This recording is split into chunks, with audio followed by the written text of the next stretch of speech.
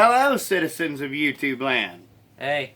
It's your president and your VP back once again with another video. And if you want to become a citizen of YouTube... Dad, were you waiting for me to do that? I think I was. It doesn't matter. Okay. If you want to become a citizen of YouTube land, all you have to do is hit that subscription button below. So... And the bell hike. Never mind. So, yeah. It's been a long day already. Kinda, sorta. It's only like 11:20. We would be doing this later, but me and Dad got off early. Yeah, it's kind of slow at our works right now, but that's beside the point. Yeah. They're not really here for that. They want to know what video we got today. And today's video is finally, Season 3 of Friday Night Lights. This, crap, hold on. Okay, I think I'll just talk for a little bit here. I think here. the season was in 2008 or 9? Yeah, 2008. Yeah, it premiered in 2008. 2007, 2008.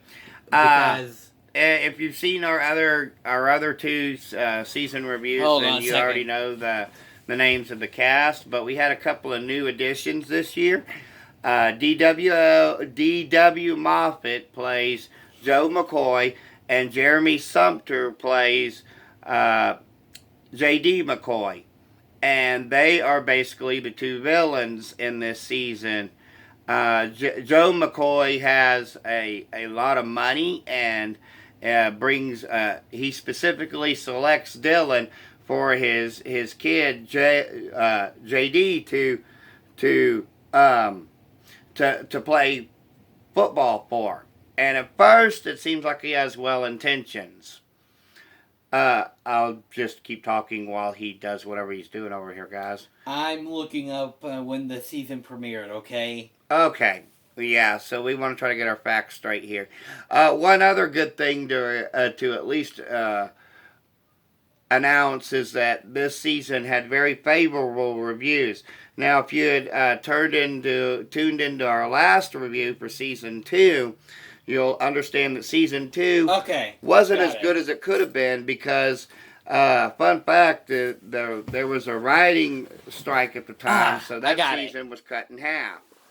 This season, also, they debuted on the 101 network.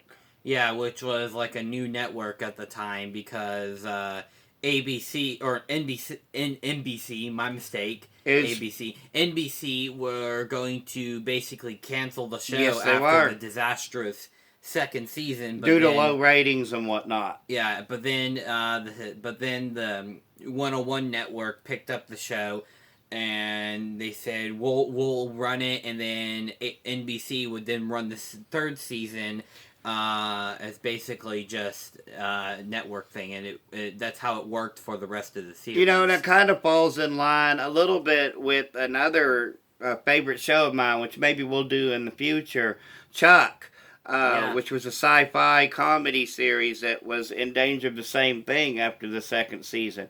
But the fans stepped in and got Subway to sponsor to help offset the cost. But we'll get into that at another time. We're focusing solely on this. So, basically, the third season aired, our original run, I should say, aired in October 1st, 2008, and then NBC's run happened January 3rd, 2009.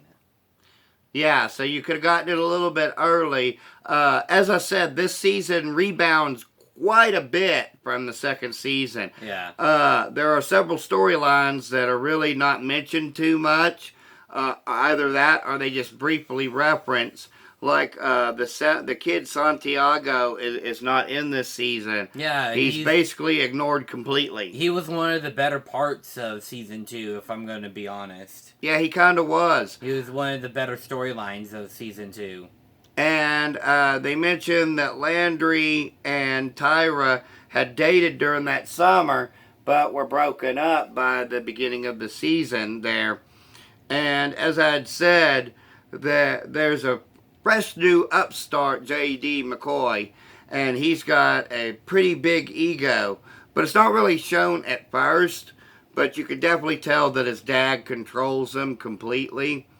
And it's been my experience as a Which- father that you do have to give your teenagers a little bit of leeway.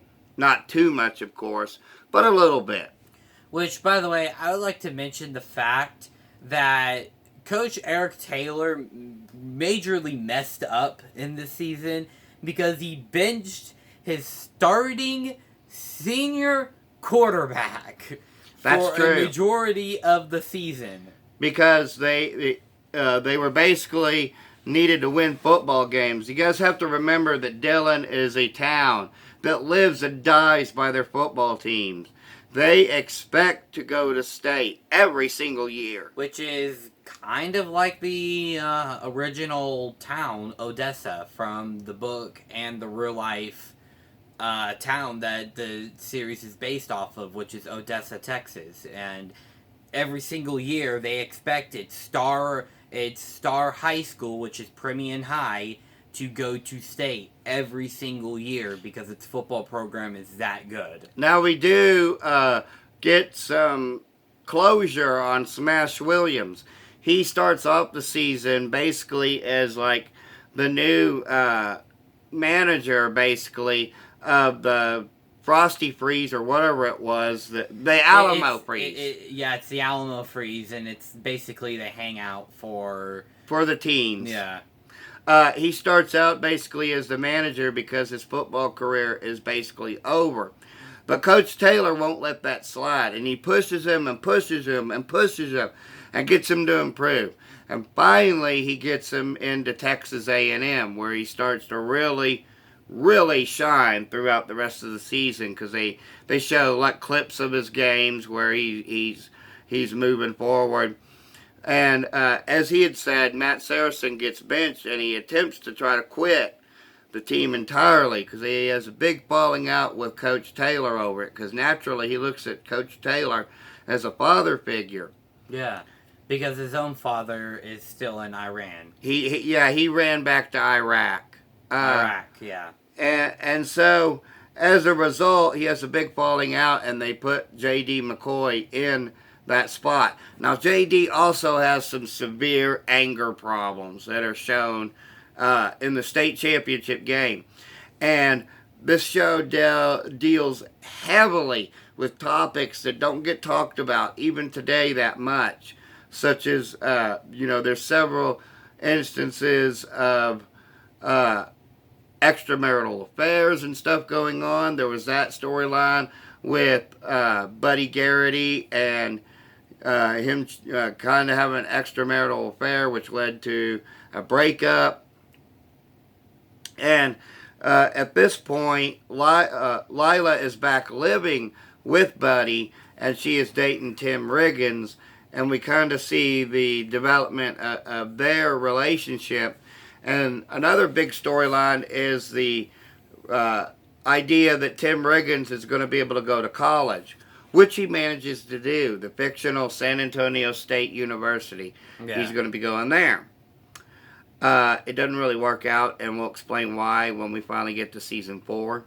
So we'll leave that. It's going to be a while before we get to that one. It'll probably be like June or July before we do that because we have... What more can I really say about these characters, though? If you watch this show, or if you are watching this show, you are going to believe that these people are these people that you're seeing. Yeah. It was kind of a first because it's shot in that mockumentary style that you've seen so often on other shows like Parks and Recreation and The Office. They kind of took that style. Arrested Development. And Arrested Development, Community, other shows like that.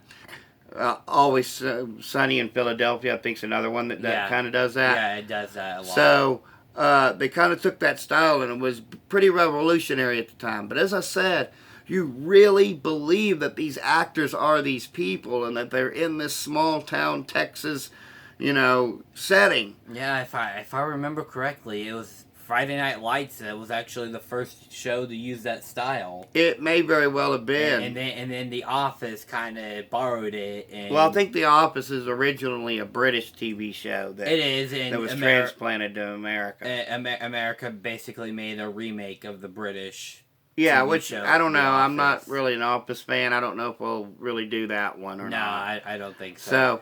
So, Enough of that. staying on topic here, we have several other storylines that kind of develop, such as the introduction of Matt Saracen's mom, who tries to help out with his grandma's dementia a bit. That storyline is still explored to a great deal. And Matt is accepted into art school at the end of the season after everything that went down. And he's going to be going to Chicago. However, he sacrifices himself to be able to stay with his grandma and his girl. Yeah. And he decides to basically go to Dillon Community Technical College. Basically. That's where he ends up going for a little bit. Yeah. And then we have the fact that there's a child abuse storyline with JD's father. He gets so irrational at his son, kind of starting to rebel against him, that he slaps the piss out of him in Applebee's parking lot, with basically the whole town watching it. Yeah, and then that's when Coach Taylor and his wife kind of step in and say, "Whoa, whoa, whoa, whoa! You need to chill you need to take a chill pill, bro." So JD, or I should say Joe's wife and his son end up staying a night with the Taylors. But then the next morning, per law, because it is a law, guys, that if a public servant, such as a teacher or a nurse or somebody like that, if they witness actual physical abuse against a child, they have to report it to, in this case, Child Protective Services.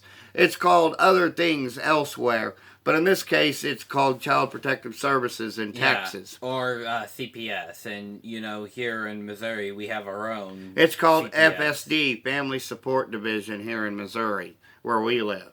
Yeah. So, having gotten that out of the way, they really turn against Taylor as a result of that. Mm-hmm. And he really had no choice because he has to. And so JD is so emotional because of it in the state championship game that he throws an interception pretty much right away. And he's blaming his offensive line for not setting up the blocks. And he's really having a temper tantrum. Actually, he's really showing his immaturity as a freshman rather than the leader that he should be. So Coach Taylor in the championship game makes an adjustment. And Matt Saracen comes back off the bench. And they're down 27-0. Dad, remember that Matt Saracen was the star wide receiver. Yeah, he was the wide receiver. He was the star wide receiver. So JD gets benched. And then he has a little temper tantrum where he's like, I'm sorry I failed you, Dad.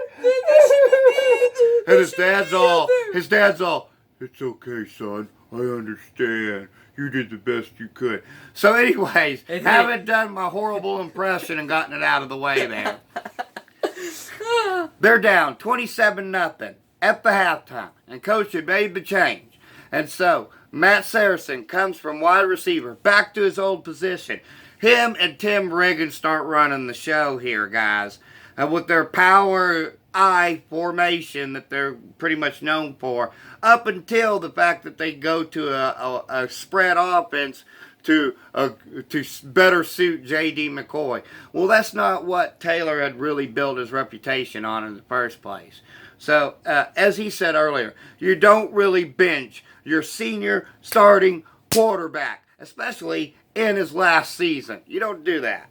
Okay, so they're down 27-0, and they power back to come back 28-27. They're leading, but the defense, the Panther defense, can't keep them from getting close enough. So they end up kicking what amounts to a 36-yard field goal, South Texas, to win the championship 30-28. Now, because of all these things that had happened between Joe McCoy and Eric Taylor, there is a big school council meeting, basically, to determine the fate of Coach Taylor's job. Yeah, because Joe McCoy is a big booster for Dillon High. So, with that having being said, that all these instances had happened and led to this, they end up backing Joe McCoy. And so Coach Taylor loses his head coaching spot at Dillon High. Which, by the way, he had that head coaching spot for 3 years. Yeah, he had fought and earned the right to be able to coach those kids. And most of those kids had kind of grown up around Coach Taylor in the first place. And then you just kind of supplant this new guy in? No, I'm sorry. You would not do that. They basically just repeated the same thing that they did from season 2. Because if you remember, there was that tough Tennessee guy from season 2 that was the head coach. So he had lost his job as head coach, and then he is offered the job at East Dillon High, which is basically sort of like a rundown inner city type of high school that they had basically just reopened. And we'll get to that at another time. So, having said all that, guys, I have to give this season, especially since the fact that it rebounded so well and made these characters even more likable and even more believable, I have to give it, no doubt, 5 out of 5. What say you? They're just because of some of the stupid things that they did, from Coach Taylor benching his senior quarterback to them kicking him out of the high school. I have to give it a 4 3/4 of a star just for those reasons. Okay, that's understandable. I just didn't like those actions. It is still a really great season, but because of those actions, I have to go with that amount of stars. Okay, that's understandable. So, total combined score for this one's going to be 4 7/8 out of 5. You guys can check it out in any number of places. It's available on Amazon. It's available, I think, on Hulu as well. Yeah, it's available on Hulu, but if you have it on Amazon, you have to go through Stars. We watched it on Peacock because it's an NBC show. Yeah, you can also check it out on Peacock. And you can also find it on Stars itself. Yeah. So, but of course, as always, if you think that season 3 is by far the worst season and that nobody should ever watch it, well, that's your opinion. And hey, remember, we're just, say it with me, two idiots with a cell phone camera. Our opinions do not matter, except they actually do, because we have a YouTube show. Except they actually don't. So, having gotten that out of the way, tune in tomorrow, where we're going to be dropping the first episode of Chuck Norris Month, a.k.a. Walker, Texas Ranger Wary. And it's going to be Lone Wolf McQuaid, so check out for that one. And January 21st, I can't say it enough, join us for a live review of the new Walker Texas Ranger reboot series coming out called Walker, that stars Jared Padalecki, which we will actually get into some of his work. Yeah, we're going to probably get into the Friday the 13th remake as well this month. Yeah. Which my son tells me that it was the movie that pretty much scarred him from doing movies ever again. Yeah, because he was in a couple of different movies, but then he did Friday the 13th remake, and he basically just didn't do any more. So. All right, then. So, as always, guys, we'll see you next time, and remember this from us as well. Peace and love from Denny and Son. Bye.